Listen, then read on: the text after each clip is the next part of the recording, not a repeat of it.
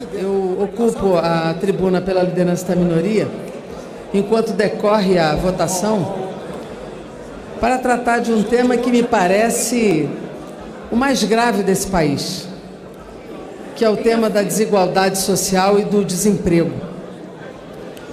Peguei os dados do último trimestre do IBGE e nós podemos ver aqui que no último trimestre nós mantemos o desemprego em quase 12 milhões de brasileiros, mais 4 milhões de desalentados, sendo que no último trimestre esses desalentados, ou seja, aqueles que já desistiram de procurar emprego, em mais de 200 mil pessoas. Sem carteira, cresceram 180 mil. Trabalhadores por conta própria já são 24 milhões, sendo que no último trimestre cresceu 1 milhão de pessoas em trabalho por conta própria, sendo que desses, 19 milhões não têm qualquer registro, não são sequer os chamados microempreendedores individuais, ou seja, não contribuem para a Previdência. A renda, neste período, decorreu, nos nossos dados, os dados oficiais do IBGE, ela diminuiu em 4%. São dados que expressam a gravidade socioeconômica do nosso país. E nós não vemos por parte deste governo nenhum projeto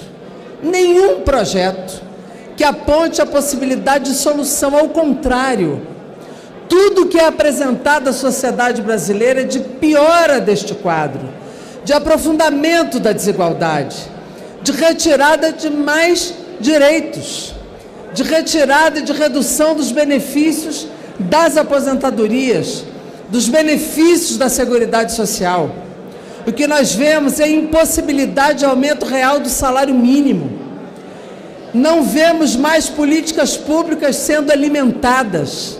Nós estamos vendo que a perspectiva da educação é uma perspectiva sombria. A saúde hoje continua nos dados como o setor de maior crise. Para o campo, deputado Wilson, a situação não é diferente. É de drama, sem recursos para a reforma agrária. Para as populações originárias, indígenas e quilombolas, não há recurso nem de demarcação, nem de fomento às suas atividades. Não há perspectiva de desenvolvimento. E aqueles instrumentos estratégicos da nação brasileira, são as nossas empresas públicas, o que se aponta é a doação ao capital financeiro internacional, como as nossas empresas Eletrobras, as empresas de saneamento e a própria Petrobras e as suas subsidiárias. E eu faço aqui uma analogia com os nossos irmãos latino-americanos. O que é a situação hoje do Chile, se não o resultado objetivo de uma desigualdade que explodiu?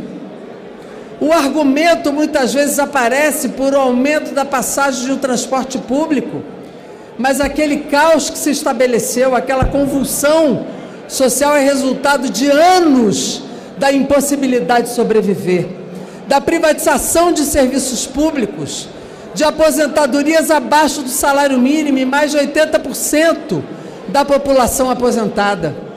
É a aplicação da agenda do senhor Paulo Guedes. É essa agenda que explodiu e não deu certo no Chile, que ele quer implantar aqui a partir desse governo, que além de incompetente e inapetente, ele é autoritário. É essa agenda que querem trazer para cá. E eu quero aqui expressar a minha solidariedade ao povo chileno, que está morrendo nas ruas por uma repressão dura, por tiros, por repressão que já tirou a vida de mais de uma dezena de pessoas nas manifestações populares. Aquela convulsão que nós não queremos que ocorra no Brasil de forma desorganizada. Nós queremos um movimento social organizado, se manifestando e reivindicando políticas públicas, papel do Estado, políticas universais, previdência pública, saúde pública, universidade pública funcionando, políticas de emprego e renda, aumento real do salário mínimo. Isso é o que nós queremos ver aqui.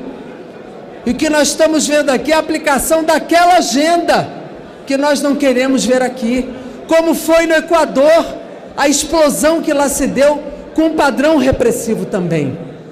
Mas a América Latina também dá bons sinais de que o povo reage eleitoralmente, muda o quadro da Argentina, avança no Uruguai mantendo a frente ampla, e ontem teve o resultado fenomenal de novamente eleger Evo Morales na presidência da Bolívia. Então são resultados que o Brasil também vai olhando. O Brasil também vai olhando, porque não aguenta mais, não só essa desigualdade que se aprofunda, e nós da oposição temos propostas para a geração de emprego, para a reforma tributária, nós temos propostas para esse país, como também não aceitamos o abandono deste governo nas políticas ambientais, seja na Amazônia, seja agora nessa inapetência em relação ao óleo nas praias do Nordeste brasileiro, que viabilizam a produção, o turismo, a vida das pessoas no Nordeste brasileiro, sem nenhuma resposta efetiva, sem plano de contingência, sem ação dos órgãos ambientais, deixando nas mãos de voluntários da ação localizada de governos e prefeituras para salvar o seu meio ambiente, a preservação dos seus rios, da sua atividade pesqueira, das suas praias. Isso é absurdo que se vê hoje no Brasil. Portanto, a nossa solidariedade, mas a nossa exigência. O ministro do Meio Ambiente tem que ser convocado neste plenário para explicar a sua inapetência, a sua incompetência, explicar o que faz por esse país, aliás, o que não faz por esse país. Nós precisamos superar a desigualdade, superar a incompetência, mas com democracia, com organização e com um levante popular que seja organizado, seja bastante bem dirigido e que mude a realidade de um país chamado Brasil. Toda a solidariedade ao povo chileno e aos povos da América Latina. Obrigada, presidente. Está encerrada a votação.